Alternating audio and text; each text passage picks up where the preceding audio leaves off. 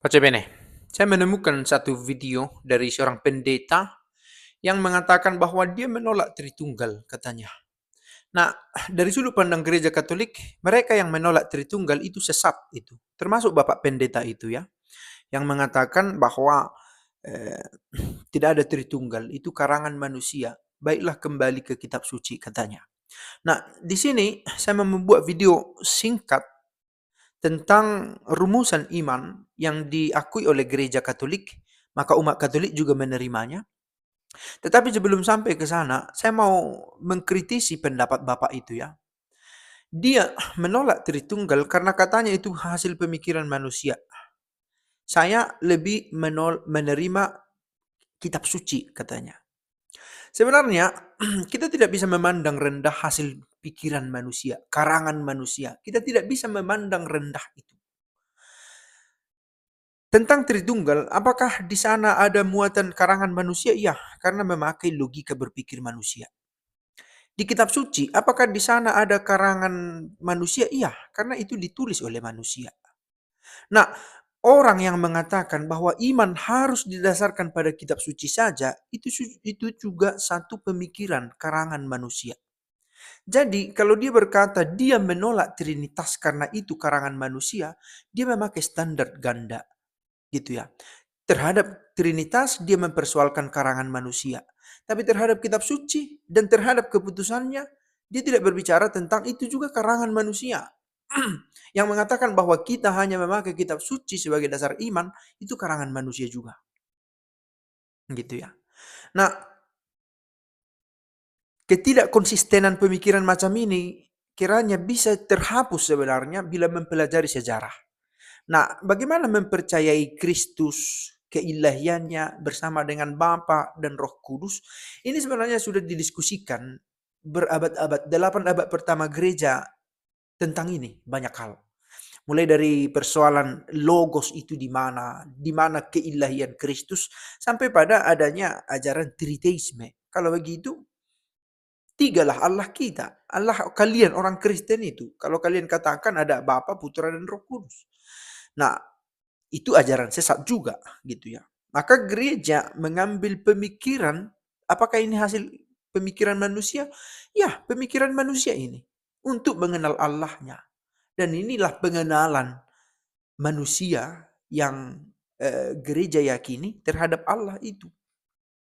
Tapi kalau kita katakan ini pemikiran manusia, itu kita tidak bisa memisahkan secara rigid antara benar-benar dari manusia, tidak ada unsur ilahinya. Tidak bisa juga. Sama seperti penulisan isi kitab suci. Itu ditulis oleh manusia.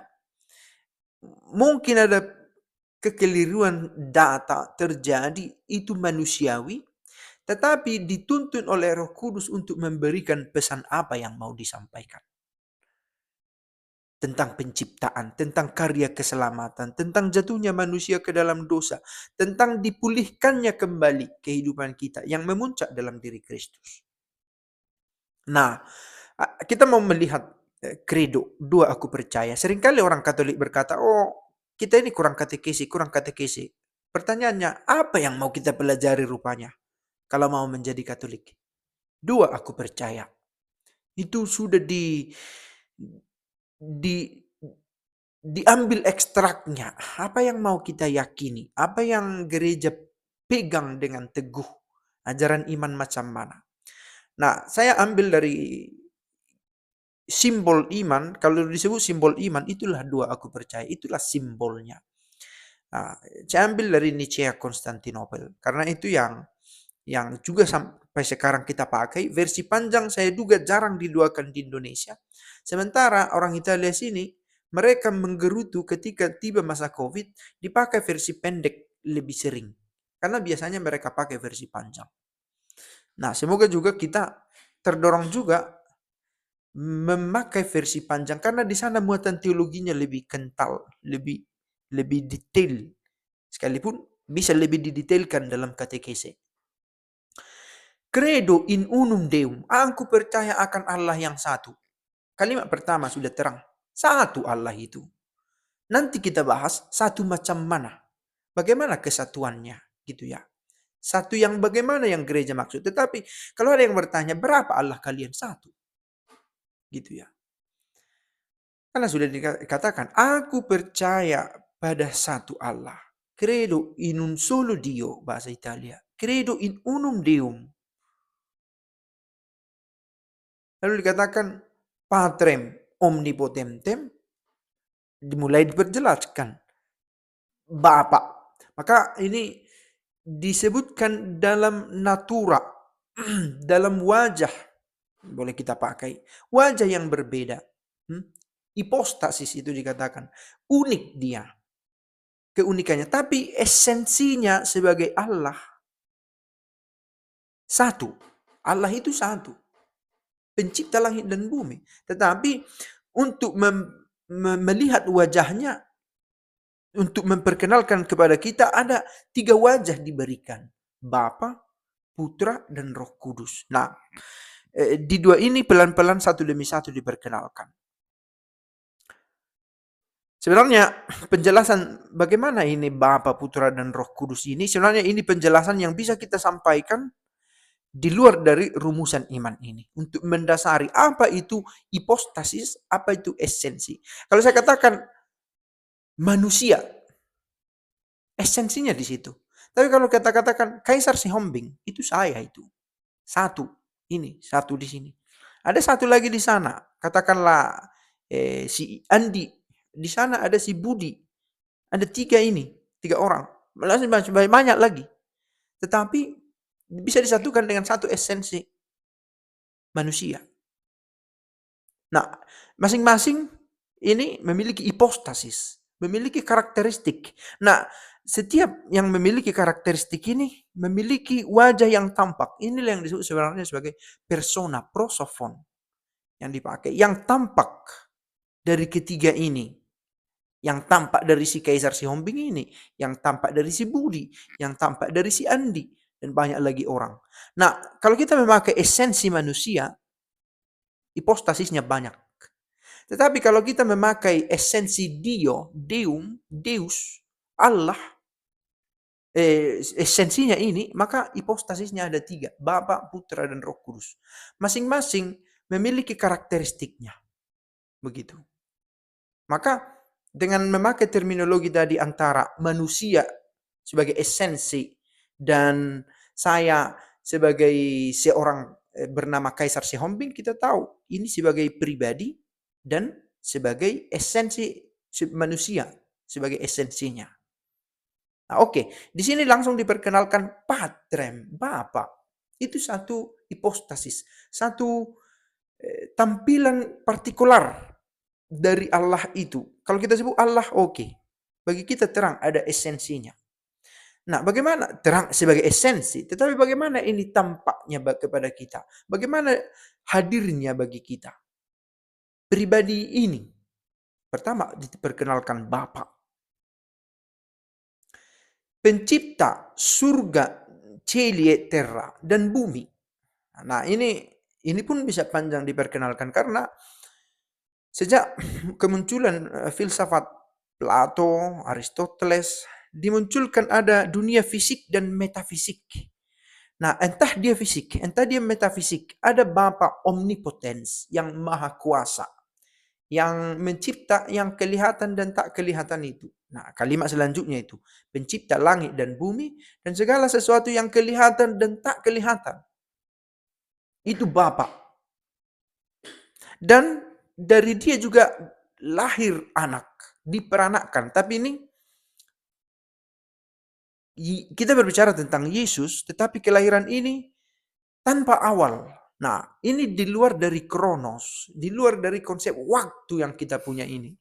Di luar dari 2000 tahun lalu atau 3000 tahun, 1 juta tahun lalu. Tidak ada urusan dengan waktu dunia ini. Waktu yang kita pakai. Nah, disinilah mulai kita mengenal.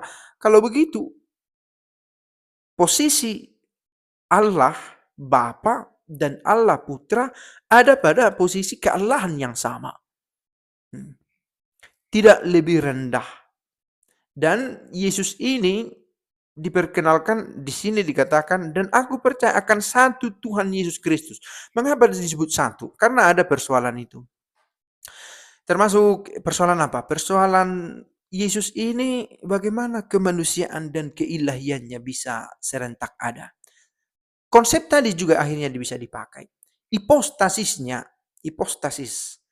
Dia yang adalah satu karakter pribadi partikular dari Allah itu memiliki dua natura. Dalam dirinya ada lagi dua natura. Apa itu? Yang ilahi dan yang manusiawi. Tetapi itu tidak menurunkan kualitas keallahannya.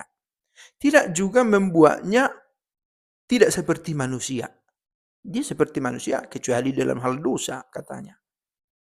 Nah, karena itulah dalam dua Nicea Konstantinopel ini dipakai Allah dari Allah, terang dari terang, Allah benar dari Allah benar.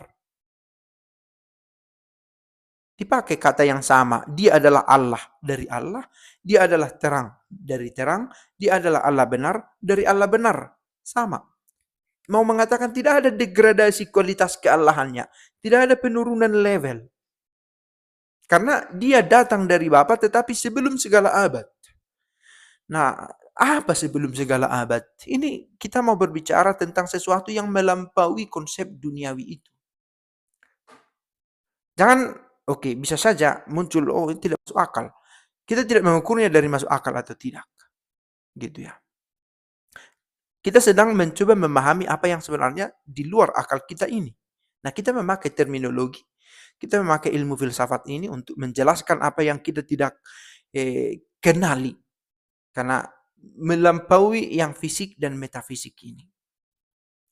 Oke, selanjutnya akan kita bahas bisa saja, tetapi dia datang dari Bapa sebelum segala abad, putra ini, dan dia datang diperanakkan sebagai manusia, bukan diciptakan, pada akhir zaman. Katakanlah akhir zaman 2000 tahun yang kemarin. Kedatangan pertama itu, nanti kedatangan kedua, parusia. Tetapi kedatangan pertamanya itu dilahirkan sebagai manusia. Itu diperanakkan dari manusia, dari Maria. Maka Yesus itu diperanakkan dari Bapa sebelum segala zaman. Yesus itu diperanakkan dari manusia, dihitung dalam kurun waktunya manusia. 2000 tahun lalu kita sebut itu. Mau mengatakan dia ini benar-benar manusia dan dia adalah benar-benar Allah. Dan Roh Kudus dengan konsep filioque yang datang kemudian, sekali lagi karangan manusia, iya, karangan manusia. Tetapi kita tidak bisa menilai karangan manusia adalah sesuatu yang salah, adalah sesuatu yang sesat. Karena apa yang kita bahas ini adalah karangan manusia. Karena kita manusia. Oke, tetapi menyebut itu karangan manusia bukan membatalkan adanya inspirasi Roh Kudus di sana. Dan tidak melulu berbicara tentang kemampuan manusiawi kita. Cukup sekian dulu video ini, nanti kita lanjut. Ciao, ciao.